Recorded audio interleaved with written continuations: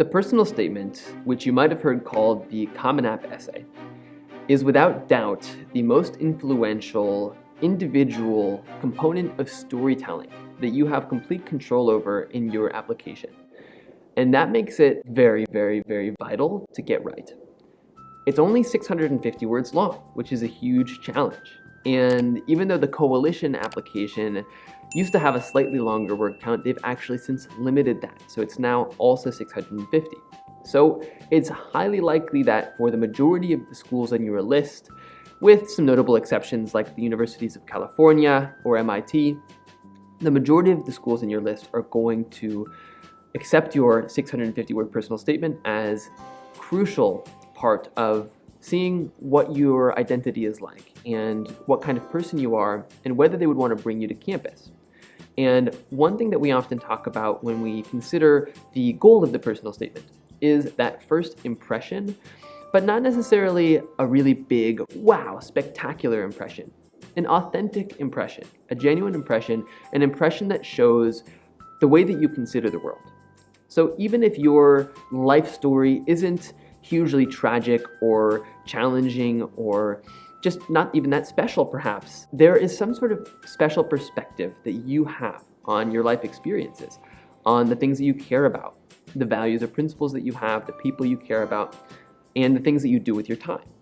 And the personal statement should bring that to life, and should bring that to life in a way that is not overwrought, that's relatively simple in terms of the prose itself, and that really puts you, your personality, front and center in a way that's immediately tangible. To a reader who only has maybe 5 minutes to read it at first, you want them to remember the person who you are from the 650 words that you're composing.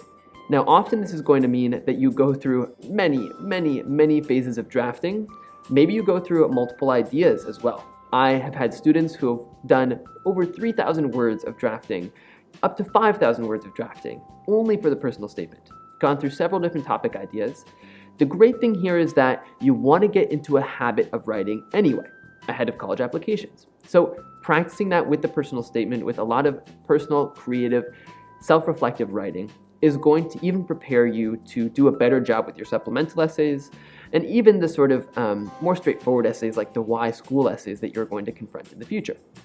Therefore, the personal statement is not only useful for college admissions, but it's going to give you a better sense of yourself, and it's going to set you on the right path when it comes to the very challenging task of organizing your time to make sure that all of your writing is completed at the time it needs to be and to the best quality possible.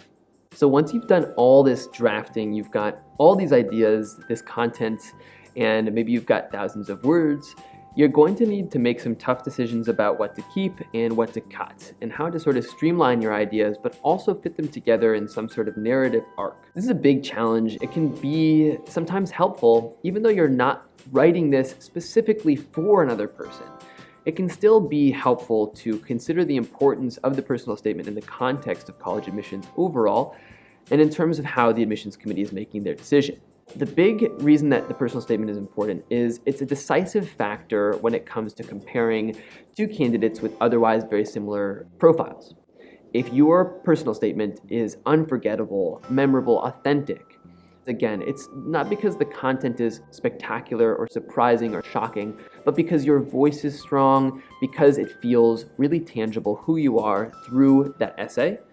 That's going to differentiate you from others who might be competing for similar spots at the school. It can also be a way to perhaps make up for a weaker side of your profile.